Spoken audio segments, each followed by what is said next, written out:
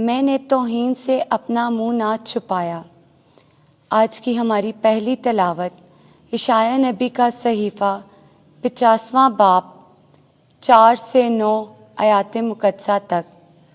مالک خداوند نے مجھ کو شاگرد کی زبان عطا کی تاکہ میں تھکے ماندوں کے لیے وقت پر کلام کر سکوں۔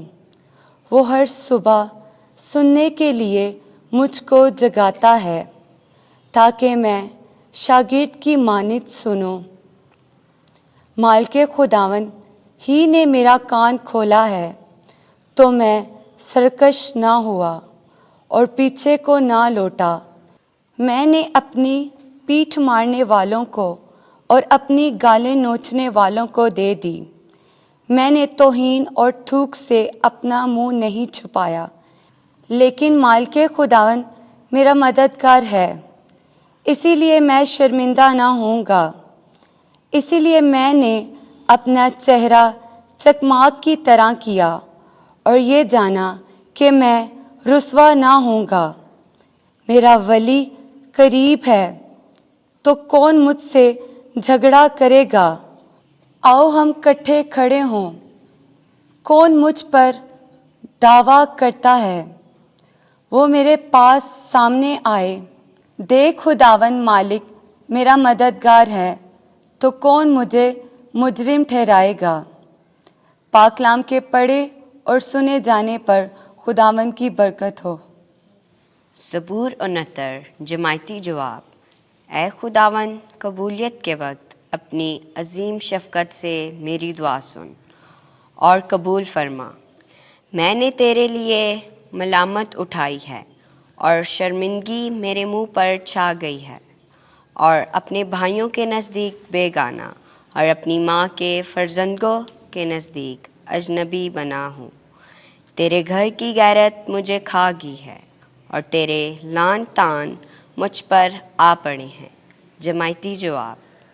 اے خداوند، قبولیت کے وقت اپنی عظیم شفقت سے میری دعا سن اور قبول فرما۔ ملامت کی وجہ سے میرا دل ٹوٹ گیا ہے، میری طاقت جاتی رہی ہے۔ میں منتظر رہا کہ کوئی ہمدردی کرے، پر کوئی نہ تھا، کہ کوئی مجھے تسلی دے، پر کوئی نہ ملا۔ انہوں نے میری خوراک میں اندرائن ملایا، اور جب میں پیاسا تھا تو مجھے سرکہ پلایا۔ جماعتی جواب۔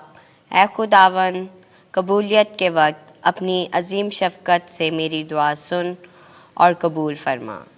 میں گیت گا کر خدا کے نام کی توصیف کروں گا اور شکر گزاری کے ساتھ اس کی تمجید کروں گا۔ غریب دیکھیں گے اور خوشی کریں گے، خدا طلب دل تازہ ہو جائیں گے، کیونکہ خداوند مسکینوں کی سنتا ہے اور اپنے اسیروں کی حقارت نہیں کرتا۔ جماعتی جواب۔ اے خداوند، قبولیت کے وقت اپنی عظیم شفقت سے میری دعا سن اور قبول فرما۔ خداوند آپ کے ساتھ ہو۔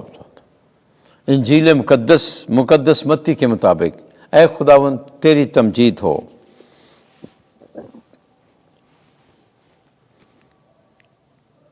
چھبیسواں باب 14 سے 25 آیت۔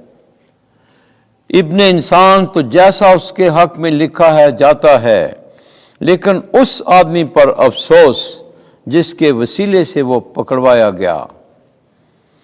اس وقت ان 12 شاگردوں میں سے ایک، جس کا نام یہودا اسکریوتی تھا، سردار کاہنوں کے پاس گیا اور کہا کہ اگر میں اسے تمہارے حوالے کرا دوں تو مجھے کیا دو گے؟